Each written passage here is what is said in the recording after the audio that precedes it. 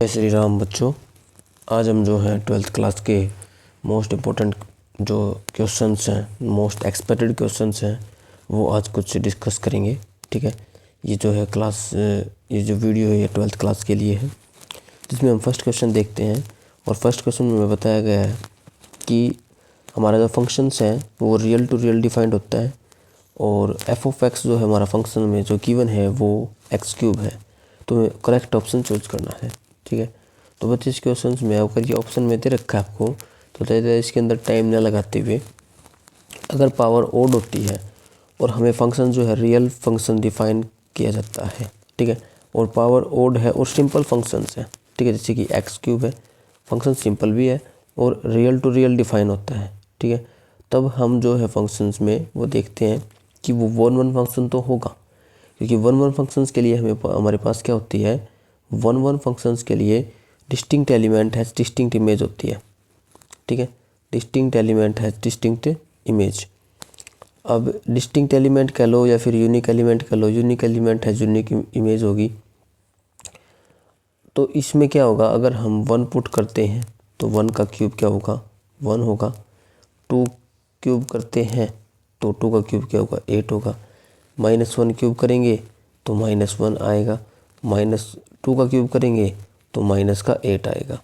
ठीक है, minus two cube करेंगे तो माइनस का एट आ जाएगा।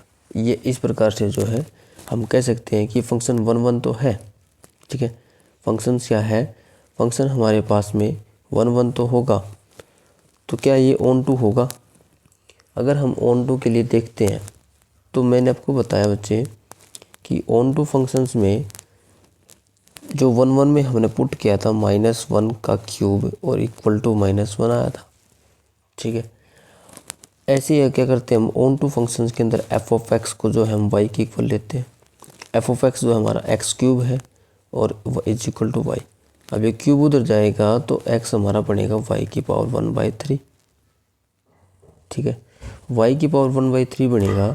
तो अगर हम ये देखते हैं तो माइनस वन है और माइनस वन का क्यूब अगर हम करते हैं वाई फंक्शन ले करके तो इसकी पावर 1/3 होगी। अब इसकी पावर 1/3 है तो माइनस फंक्शंस की पावर 1/3 को हम डिफाइन नहीं कर पाते रियल फंक्शंस के अंदर।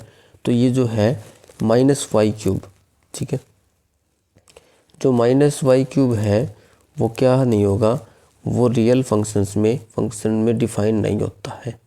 ठीक है, तो इसलिए क्या होगा, ये ऑन टू फंक्शंस नहीं होगा, ये वन वन फंक्शन ज़रूर होगा। ठीक है, तो ये एफ वन वन है बट ऑन टू नहीं है।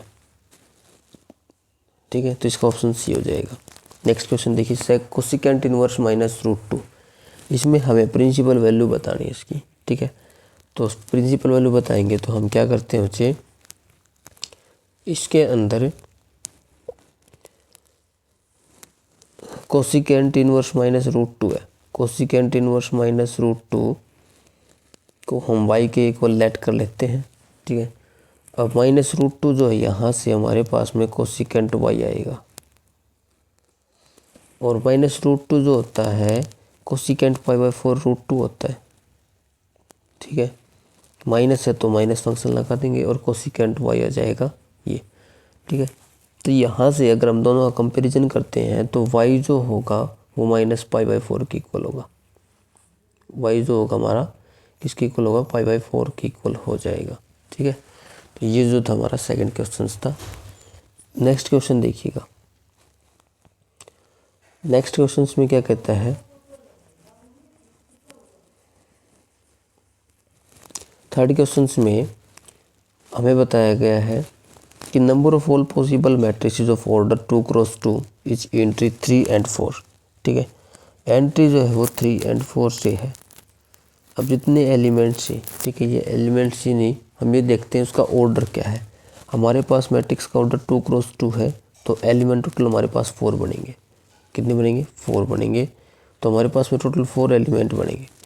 तो हम जो ऑर्डर होता है 2n, एंट्री में 2 की करनी है तो ये 2, ठीक है, जो ऑर्डर होगा वो हमारे पास में हो जाएगा।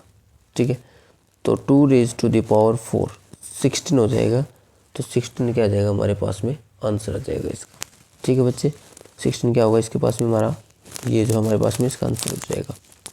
नेक्स्ट क्वेश्चन देखिएगा।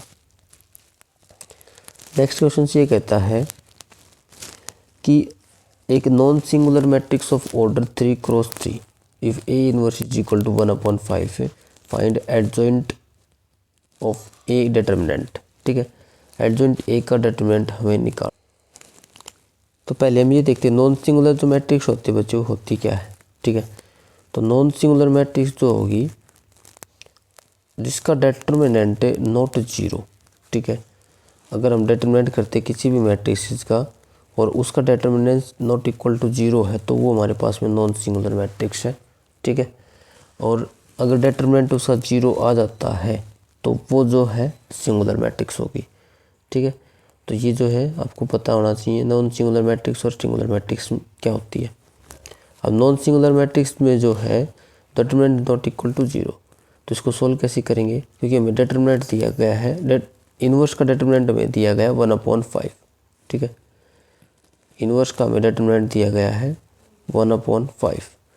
अब ये 1/5 होगा, हमें निकालना है एडजॉइंट ए का डिटर्मिनेंट, एडजॉइंट ए का डिटर्मिनेंट। ठीक है, तो एडजॉइंट ए का डिटर्मिनेंट निकालेंगे तो हम क्या करते हैं, हमें डिटर्मिनेंट का पता है, हमारे पास में डिटर्मिनेंट को हम ये डिटर्मिनेंट हमारे पास में कोई भी, ठीक है, तो इसको हम लिख सकते हैं डिटर्मिनेंट ए का क्या, ए का इन्वर्स। ठीक है, डिटर्मिनेंट के अंदर लिखना है। अब अगर हम इसमें एडजॉइंट देखें तो हमारे पास में एडजॉइंट ए, ठीक है, इसका जो फॉर्मूला होता है वो डिटर्मिनेंट की पावर n-1 होता है। ठीक है, क्या होता है, डिटर्मिनेंट की पावर n-1 होता है। तो इसके अंदर हम n-1 कर देंगे यहाँ पे। ठीक है, यहाँ पे लिखने में थोड़ी सी प्रॉब्लम है तो मैं इसको थोड़ा सा साइड में लिख देता हूँ।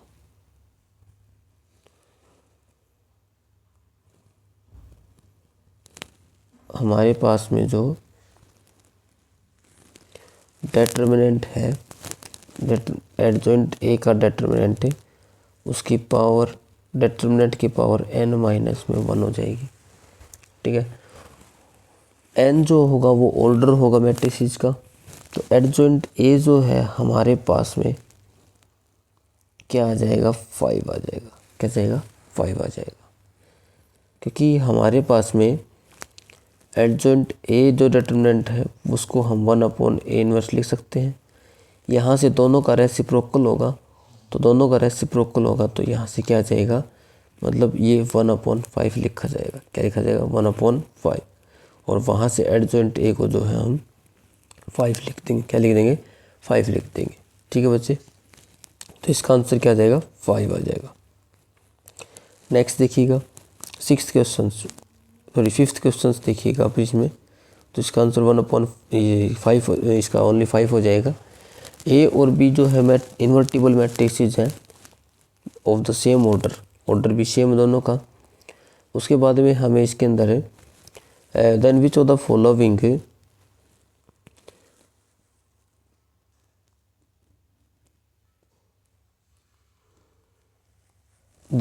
Following is not correct. आपसे पूछा गया नॉट करेक्ट, मतलब जो सही नहीं है वो पूछा गया।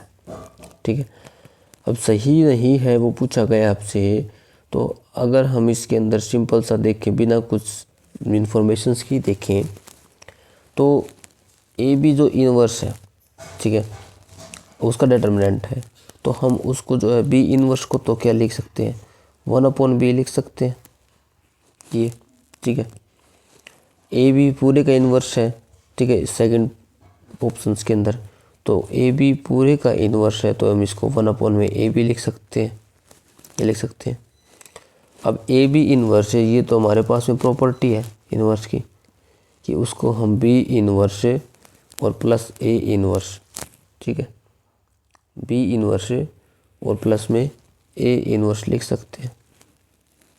ठीक है, लेकिन हमारे पास में ये जो प्रॉपर्टी है ना, इसके अंदर ये जो बताया गया है कि a प्लस b का inverse equal to b inverse a inverse plus होगा, नहीं होगा, कि ए प्लस बी का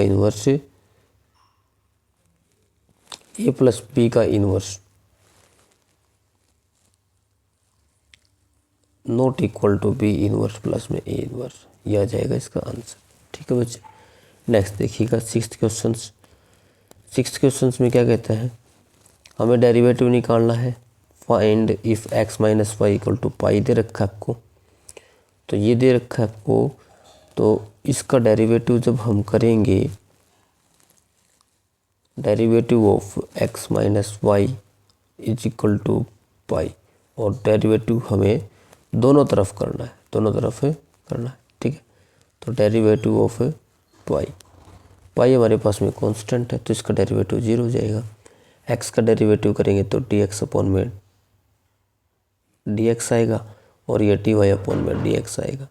ठीक है, तो dx अपॉन dx मतलब कि 1 हो जाएगा ये तो। ठीक है, ये क्या हो जाएगा, ये हो जाएगा हमारे पास में 1, इधर 1 हो जाएगा, तो इसमें हम ये देखते हैं 1 हो गया। ठीक है, अब ये 1 हो जाएगा तो उधर जाएगा, तो ये क्या आ जाएगा, dy by dx equal to 1 आ जाएगा, क्योंकि ये माइनस का है और उधर जाएगा तो प्लस का हो जाएगा, तो 1 इक्वल टू में क्या आ जाएगा, dy बाई dx आ जाएगा। ठीक है बच्चे, तो ये हमने जो है 6 क्वेश्चन डिस्कस किए हैं, बाकी क्वेश्चन हम जो है कल डिस्कस करेंगे। आज के लिए इतना ही।